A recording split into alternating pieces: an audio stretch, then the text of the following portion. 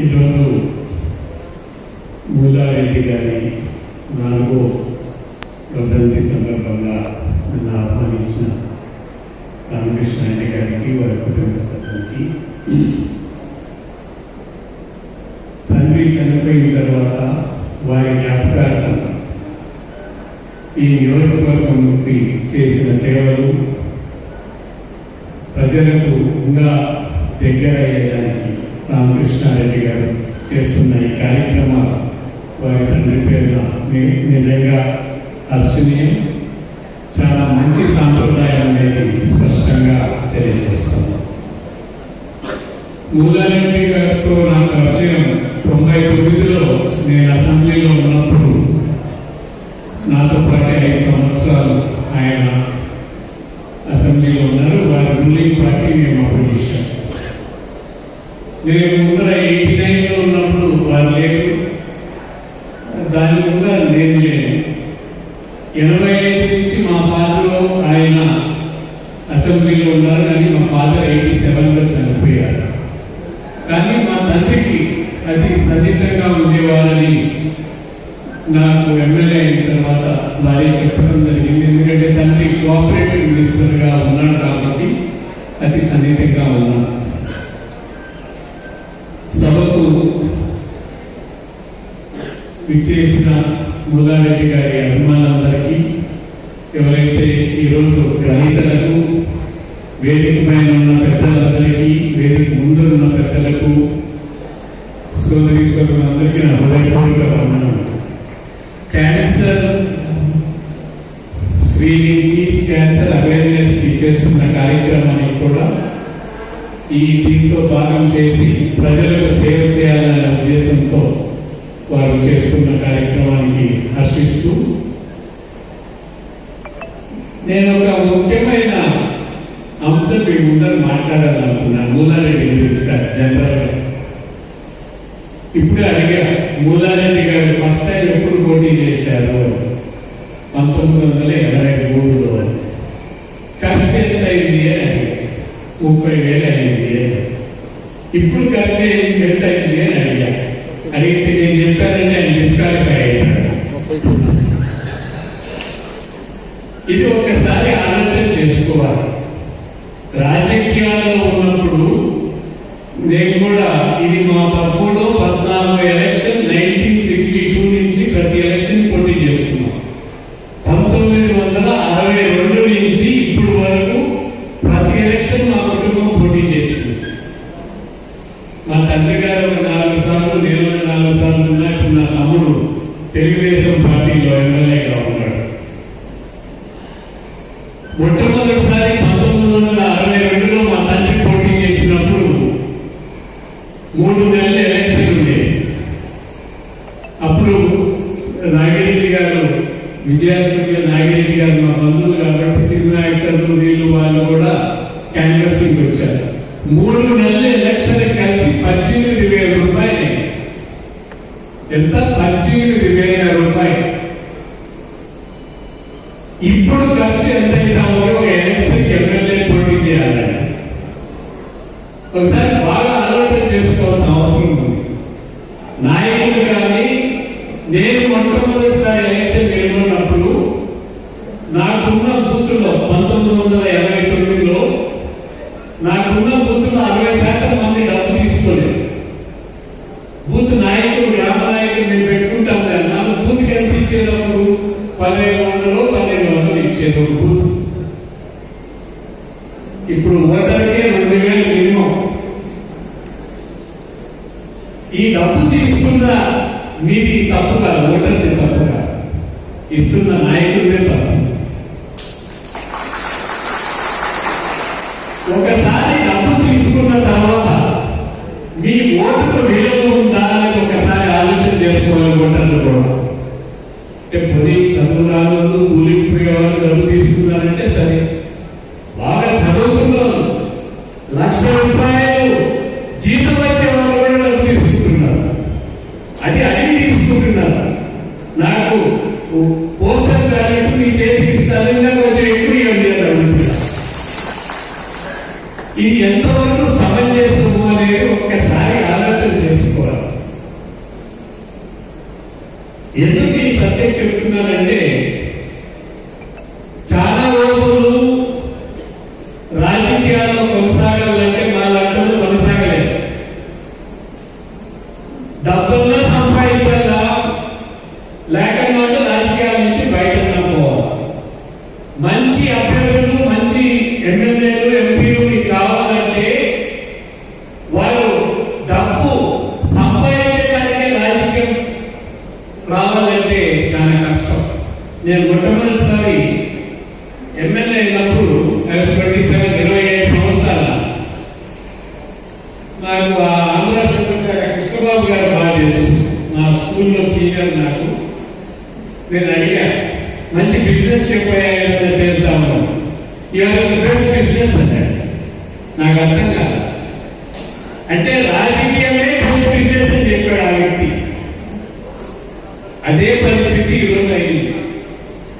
రాజకీయాలే ఒక వ్యాపారంగా అయిపోయింది.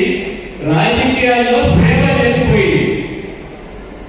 ఇప్పుడు మన కర్ణాటకలో చెప్తాము, బళ్ళారిలో ఒక ఎలక్షన్ లో ఒకరేమో 6,000-7,000 ఇచ్చారు, ఇంకోరేమో 10,000 ఇచ్చారు. ఒకరు గెలిచారు, ఒకరు ఓడిపోయారు. 2 ఎలక్షన్ల తర్వాత ఆ క్యాండిడేట్ ఇద్దరు మాట్లాడుకొని, నువ్వు 2,000 నేను 2,000 ఇస్తాను, ఎవరికైనా ఓటేసుకోవాలి అని మాట్లాడుతున్నారు. 100 కోట్ల రూపాయలు ఒక ఎలక్షన్ లో ఖర్చు పెట్టి ప్రజాసేవ చేయాలంటే అది ఏ విధంగా సమంజసం అనేది మన సొసైటీ ఆలోచన చేసుకోవాల్సిన అవసరం ఖచ్చితంగా ఉంది. నేను ఎందుకు మూలారెడ్డి గారి వర్ధన సందర్భంగా మాట్లాడుతున్నా, ఆయన కూడా ఇప్పుడు 10 సార్లు పోటీ చేశారు. వాళ్ళు 10 సార్లు 6 సార్లు ఎమ్మెల్యే అయ్యారు. చాలా రోజులు అయితే కొనసాగలేదు. ఎక్కడో డబ్బు ఖర్చు పెట్టారు, సంపాదించాలి తెచ్చిపెట్టారు.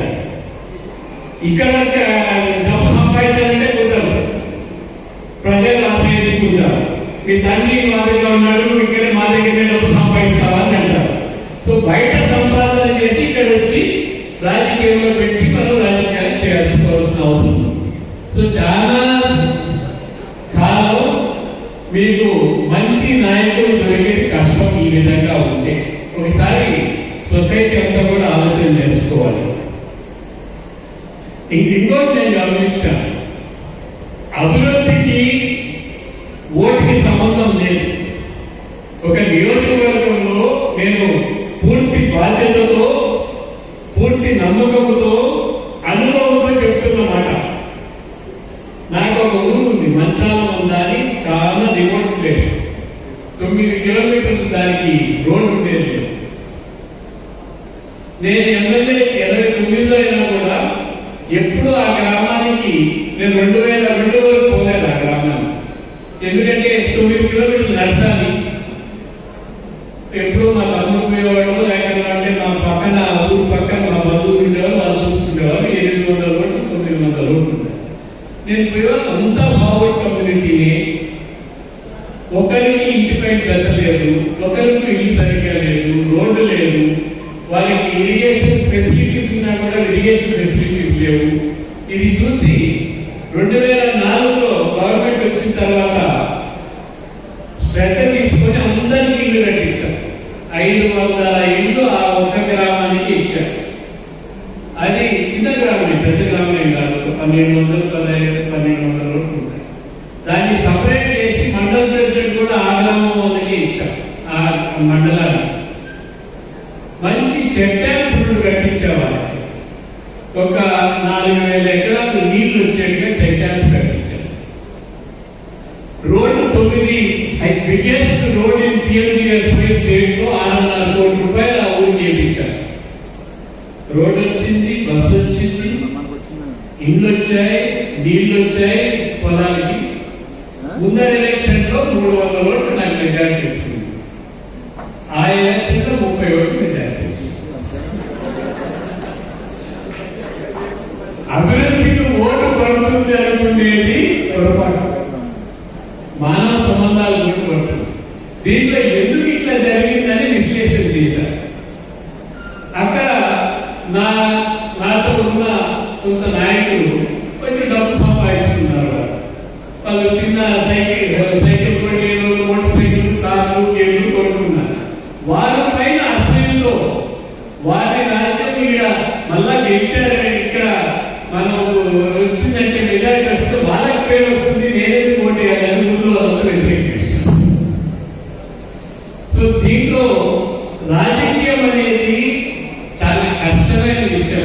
ఫార్ములా ఉండదు.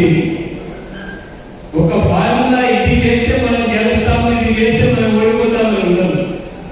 భగవంతుని అనుగ్రహం ఉంటేనే గెలుస్తాము, భగవంతుని అనుగ్రహం ఉంటేనే ఓడతాము. ఇక్కడ భగవంతుడు ఎవరు? ఓటర్ మహాశయుడు. ఓటర్ మహాశయుడు తలుచుకుంటే గెలుస్తాం, ఓటర్ మహాశయుడు తలుచుకోకుండా ఓడిపోతాం. అది పరిస్థితి.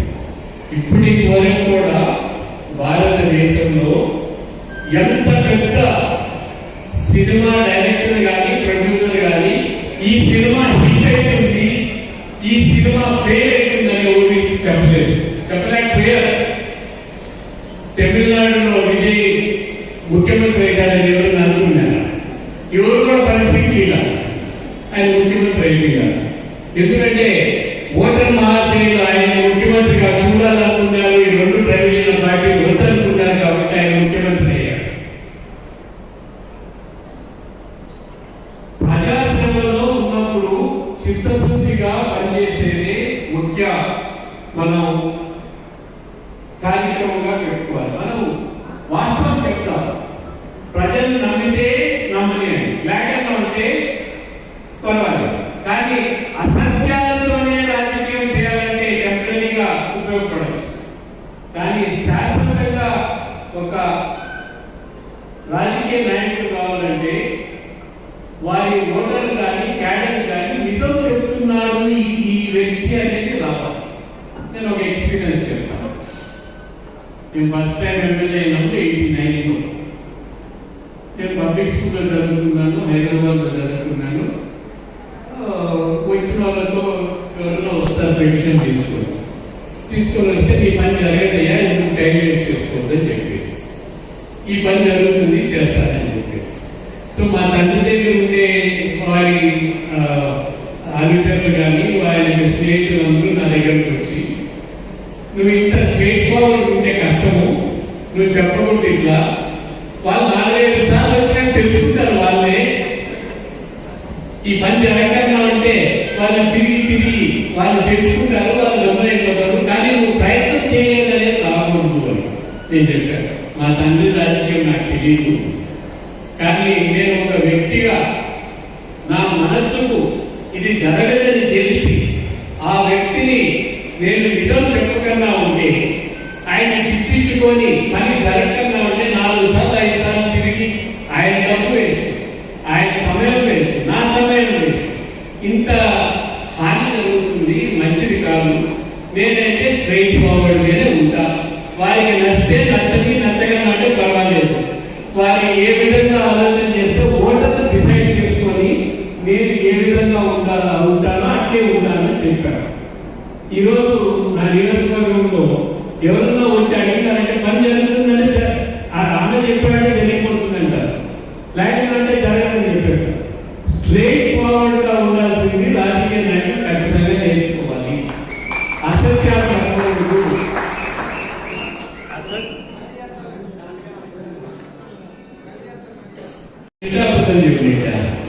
కరెంట్ పోయిందంటే ఎప్పుడు కూడా రాజకీయ నాయకుల్లో విశ్వత ఉండాలి. ప్రజలు రాజకీయ నాయకుల పైన విశ్వాసం కోల్పోతున్నారు కాబట్టి ఈ temporary relief, instant relief, Swiggy ఇక్కడ ఉంటాయి కదా, స్విగ్గీ జొమాటో అట్లా ఇన్స్టెంట్ ఫుడ్ వారిగా నాకు ఈ రోజు నాకు నేను ఆలోచన చేసుకుంటున్నాను. దయచేసి ఓటర్లు కూడా ఆ నియోజకవర్గానికి ఉపయోగకరంగా ఉండి చాలా కాలం వరకు మనకు సేవ చేసే వాళ్ళని మీరు రామకృష్ణారెడ్డి వారి కుటుంబం లాంటి కుటుంబాన్ని ఎంచుకుంటే దాంట్లో నాకు కొంచెం పాత్ర ఉంది.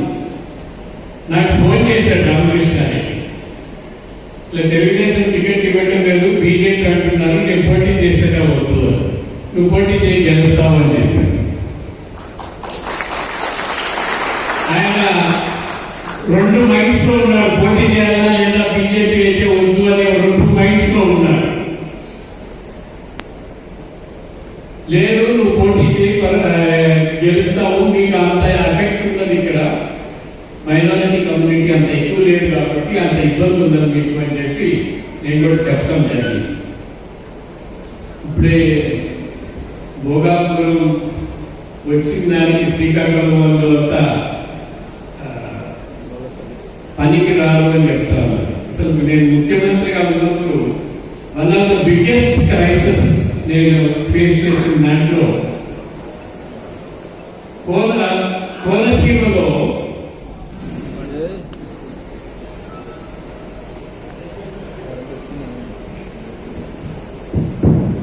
కోనసీమలో 1,25,000 ఎకరాలు పంట వేయలేదు. 1,25,000 ఎకరాలు. దాన్ని ఒక మంచి పేరు ఇచ్చారు, క్రాప్ హాలిడే అని ఇచ్చారు. రైతులు పంట 1,25,000 ఎకరాలు. అసలు అలార్మింగ్ సిచ్యువేషన్. అప్పుడు ఇప్పుడున్న డిఫెన్స్ మినిస్టర్ బీజేపీ డెలిగేషన్ లో వచ్చారు, రాజ్నాథ్ సింగ్ గారు కూడా వచ్చి దాన్ని చూసి నా దగ్గరికి వచ్చారు. నేను ఇమీడియట్ గా ఒక కమిటీ వేసి ఆఫీసర్స్ ని, retired chief secretary, irrigation scientist అంతా పోయి ఏమైంది, ఒక నెలలో నాకు రిపోర్ట్ ఇవ్వాలి అని చెప్పి చెప్పడం జరిగింది. 2 ప్రధాన కారణాలు వచ్చాయి. ఒకటి, ఈ ప్రాంతం అంతా కూడా అక్కడ వరి మాత్రమే పడుతుంది. 1,25,000 ఎకరాల్లో వేరే ఏది పడదు, వరి మాత్రమే పడుతుంది. ఈ వరికి కూలి శ్రీకాకుళం, విజయనగరం నుంచి వస్తారు. ఎప్పుడు ఎన్ఆర్ఈటీఎస్ శ్రీకాకుళం, విజయనగరం ఇచ్చేది మొదలు పెట్టారో ఆ కూలి వారు ఇక్కడికి వచ్చేది మానేశారు. దాంతో టోటల్ గా లేబర్ అనేది ఈ కోనసీమ ఏరియాలో పూర్తిగా రాటమైంది. సో అప్పుడు ఉన్న మిషనరీస్ ఆ భూమిలో పోతే అది నిలబడుతున్నాయి. బికాస్ హెవీ మిషనరీ ఉంది. వీళ్ళకు స్పెషల్ ఆర్డర్ ఇచ్చి లైట్ మిషనరీ చేసి రైతులకు, సొసైటీలకు, పంచాయతీలకు 50%, 75% సబ్సిడీ ఇచ్చాం. ఇచ్చి అదే రోజు ఆ మీటింగ్ రోజే వడ్డీ లేని రుణాలు ఆ రోజు రైతులకు అనౌన్స్ చేసింది. అక్కడి నుంచే, కోనసీమ నుంచే మనం అనౌన్స్ చేయగలుగుతాం. ఎందుకంటే అలార్మింగ్ సిచ్యువేషన్.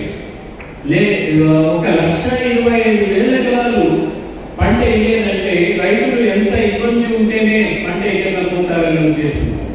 అందుకని ఇటువంటి సిచ్యువేషన్స్ కష్టపడి పని చేసేదానికి ఈ తైలాలు, గవర్నమెంట్ ఇచ్చే తైలాలు పూర్తిగా ఇబ్బందికరమైతున్నాయి. ఇవ్వకూడదు అనుకుంటే ఇచ్చే దగ్గర ఇవ్వాలి, చదువుకి ఇవ్వాలి, హెల్త్కి ఇవ్వాలి, వేరే మనీ ఇచ్చేటువంటి దానివల్ల ప్రజలు కొంచెం ఇబ్బందికరమైన పరిస్థితులు వస్తున్నాయి. ఇప్పుడు ఉన్న పరిస్థితుల్లో 4 రాష్ట్రాల్లో, మన రాష్ట్రాల్లో ఇచ్చినట్టు వారికి కూడా తైలాలు ఇస్తే, బీహారు, ఒరిస్సా, వెస్ట్ బెంగాల్, ఛత్తీస్గఢ్, ఈ 4 రాష్ట్రాల్లో మనం ఇచ్చినట్టే డబ్బులు ఇస్తా ఉంటే ఇక ఇండియానే కొలాప్స్ అయింది. లేబర్ అంతా కంప్లీట్ ఇక్కడి నుంచి వచ్చేసారు. పూర్తిగా గ్రామాల్లో కూడా వ్యవసాయ పనులు కూడా బెంగాల్ నుంచో, బీహార్ నుంచో వచ్చి పనిచేస్తున్నారు. మన వాళ్ళు పనిచేసే పరిస్థితులు లేదు. వ్యవసాయం సంక్షోభంలో ఉంది. కూలీలు ఎక్కువైపోయినాయి. రైతులకు గిట్టుబాటు ధర దొరకడం లేదు. ఇది కూడా బాగా ఆలోచన చేసుకోవాలి. కేంద్రం కూడా ఆలోచన చేసుకోవాల్సిన అంశం ఎడిబుల్ ఆయిల్. మనం తినే వంటలు సంవత్సరానికి ఇప్పుడు 1,25,000 కోట్లు ఇంపోర్ట్ చేసుకుంటున్నాం. సంవత్సరానికి 1,25,000 కోట్లు మన దేశంలో పండించలేము. రైతుకు గిట్టుబాటు ధర ఇస్తే ఎందుకు పండించలేము? రైతు ముందరే ధర ఫిక్స్ చేసి, మీరు వేరుశనగ అయితే ఇంత రేట్ ఇస్తాం, మీరు ఖచ్చితంగా చేయండి అంటే ఖచ్చితంగా చేయగలుగుతాం. ఒక కమిట్మెంట్ తో ముందరికి పోతే చాలా మార్పులు తీసుకొని రావాల్సిన అవసరం ఉంది. మొన్ననే ప్రధానమంత్రి గారు గోల్డ్ కొనద్దని చెప్పారు. ఎందుకంటే మన డాలర్ ఎక్స్పెండిచర్ ఎక్కువైపోవాలి. పెట్రోలియం ప్రొడక్ట్స్ మనం వేరే వాళ్ళకి డిపెండ్ అవుతున్నాం. ఎడిబుల్ ఆయిల్, పల్సర్స్, బ్యాగ్ కూడా మనం ఇంపోర్ట్ చేసుకుంటే మన పరిస్థితి ఏంటి? మనం అగ్రికల్చర్ కంట్రీ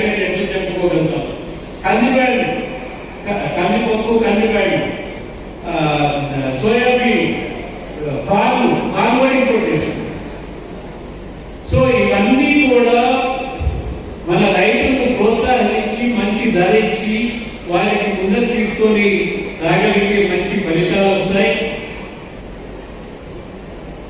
నేను కొన్ని మౌలిక అంశాలు తీసుకొని రావడం జరిగింది. మీ ముందరికి ఆలోచన చేయండి. ఏ విధంగా రాజకీయాలు ఉండాలో సమాజమే దాన్ని మార్చాల్సిన అవసరం ఖచ్చితంగా. ఇప్పటికీ కొన్ని రాష్ట్రాల్లో మధ్యప్రదేశ్ కానీ, కేరళ కానీ, వెస్ట్ బెంగాల్ కానీ, కేరళలో అయితే 5-6 లక్షలు అయిపోయింది ఎలక్షన్ అంటే ఇప్పుడు కూడా. మధ్యప్రదేశ్ ఆ ప్రాంతంలో 25-30 లక్షలు అయిపోయింది. బెంగాల్లో కూడా అంతే తక్కువ. మన ప్రాంతంలోనే విపరీతమైన అది డబ్బు ఖర్చు అవుతుంది. ఇది మంచి మన సొసైటీకి, మన దీనికి, ప్రభుత్వానికి మంచి పద్ధతి కాదనేది తెలియజేస్తూ మరోమారు నేను ఈ కార్యక్రమంలో భాగస్వామ్యం అయ్యేదానికి పిలిచిన రామకృష్ణారెడ్డి గారికి కృతజ్ఞత తెలియజేస్తూ, పెద్దలకి సన్మాన రైతులిద్దరికి కూడా మా పూర్వజన్మ సుకృతంగా వారిని గౌరవించగలిగామని చెప్తూ, మేడం గారైతే నేను సమైక్యాంధ్ర ముఖ్యమంత్రి గారు చాలాసార్లు ఆమె స్పీచెస్ ఇది నేను పిలిపించి మాట్లాడటం కూడా జరిగింది. నేను చాలా స్ఫూర్తిదాయకంగా మాట్లాడతాను. సమాజం గురించి కానీ, భక్తి గురించి కానీ, మన పవర్తన గురించి కానీ చాలా మంచి సందేశాలు ఇస్తారు. ఈరోజు ఇక్కడికి వచ్చేసిన మీ అందరికీ కూడా ధన్యవాదాలు తెలియజేసుకుంటూ, అదేవిధంగా ఎవరైతే స్క్రీనింగ్ వచ్చిన పేషెంట్స్ కానీ, డాక్టర్స్ కానీ, వాలంటీర్ ఆర్గనైజేషన్ వారికి కానీ, రామకృష్ణ రెడ్డి గారి కుటుంబ సభ్యులందరికీ కూడా కృతజ్ఞత తెలియజేసుకుంటూ సెలవు తీసుకుంటున్నాను.